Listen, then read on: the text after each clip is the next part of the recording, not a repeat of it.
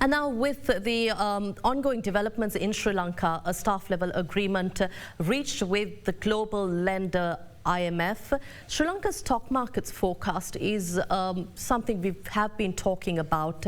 There has been an upward trajectory. There has been stocks gaining and ending in green territory. But to discuss the way forward and what is expected in the markets, the forecast and the outlook, we've invited to our studios the chairman of the Colombo Stock Exchange, Dilshan Wirasekara. A very warm welcome. Thank you for joining us. Thank you, Indeewari. It's good to be here. So you've taken over as chairman since June, and we've seen a tremendous shift in policy stance in Sri Lanka during this period, a volatile situation, and now the latest, finally, the global lender, the Washington-based global lender, has agreed to extend a $3.9 billion or $2.9 billion bailout package to Sri Lanka. But what does this mean to the Colombo Stock Exchange going forward and the appeal for foreign investors? Sure. So I think the IMF agreement means a lot for the entire country, economic-wise. I think a lot of what we had planned in terms of whether it be debt restructuring, foreign investment, all of that, the cornerstone would remain the IMF package. So I think it acts very positively, not only for the Colombo Stock Exchange, but for the economy in general. And we hope that this would be a catalyst for other bilateral lenders, multilateral lenders, or even investors to take comfort that now Sri Lanka has passed through the worst and is heading towards stability. So I would think that it means a lot, and it would be taken as a big positive for capital markets in general. In terms of the fluctuation of the market, we saw changes, we saw several ups and downs over a period of time. So how would you see, how would you explain this to us, and what is the outlook for the Colombo Stock Exchange? So I think it mirrors the economic crisis that we went through in Indeewari. So if you trace back and look, the market did extremely well in 2021. It peaked in January of this year. And obviously thereafter we had the economic crisis unraveling, where we defaulted on our foreign debt obligations. Thereafter we had political turmoil, not having a stable government in place, and transition through those protests to finally having an established government, a new president, and sort of stability in general. So I think the market mirrored that. It wasn't anything in particular. Market mirrored that. The market touched the 13,000 on the all share price index in January, an all-time high.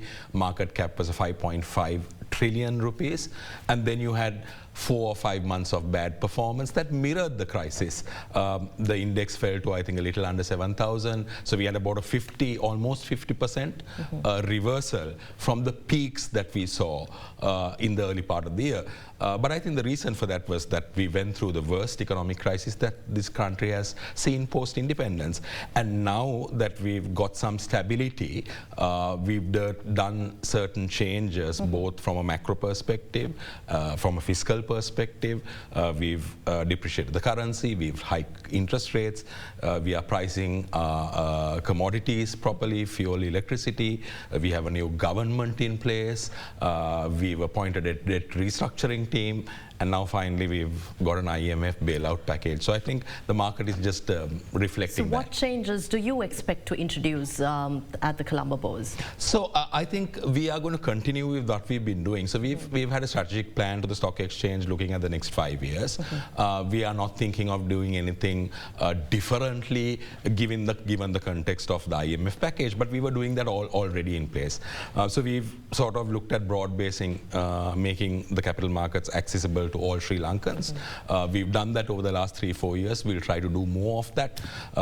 We currently have about 750,000-800,000 CDS account holders, but only about 60,000 of them really trade the market on a regular basis. So our objective is to broad base that. We want to introduce technology, new products. We are still a dual product market.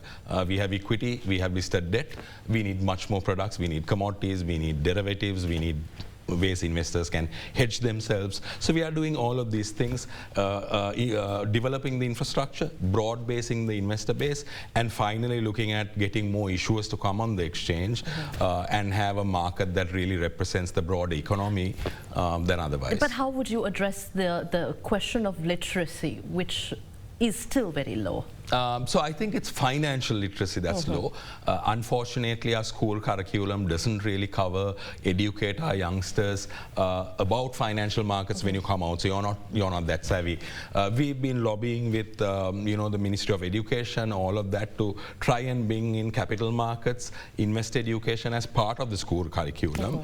That will be the longer term solution. But on our own, the Colombo Stock Exchange does conduct a lot of programs, even regionally to schools, other bodies, to increase awareness and make investors more savvy about investment in capital markets. A big question now discussed and given a lot of attention is the state-owned enterprise segment, which needs to be revived, restructured, with a larger population coming on board to say, no, we will not pay taxes to sustain these loss-making entities. But for a long time, I've discussed with your previous chairman as well, who has been talking about bringing loss-making entities as the SOE to be listed on the Colombo Stock Exchange. So how will you work with the restructure plan of the government, private-public partnerships to enable this? So I think that's really a call the government needs to make. What we have done is we have a market that's ready to list these publics. We have the only market infrastructure in Sri Lanka that can provide a platform for these companies to be listed. And part of the issue of everyone saying, these SOEs aren't profitable, they're a burden on public, I think a good way is to list them because you're publicly accountable. All the listed companies on the Colombo Stock Exchange need to publish their financial, need to have audited accounts, need to be accountable to shareholders. And I think that concept, if that can be brought in even for the state-owned enterprises, that itself will solve the problem. But like I said, that's a decision for the government to take. We as the exchange have a platform that's ready to be able to do that.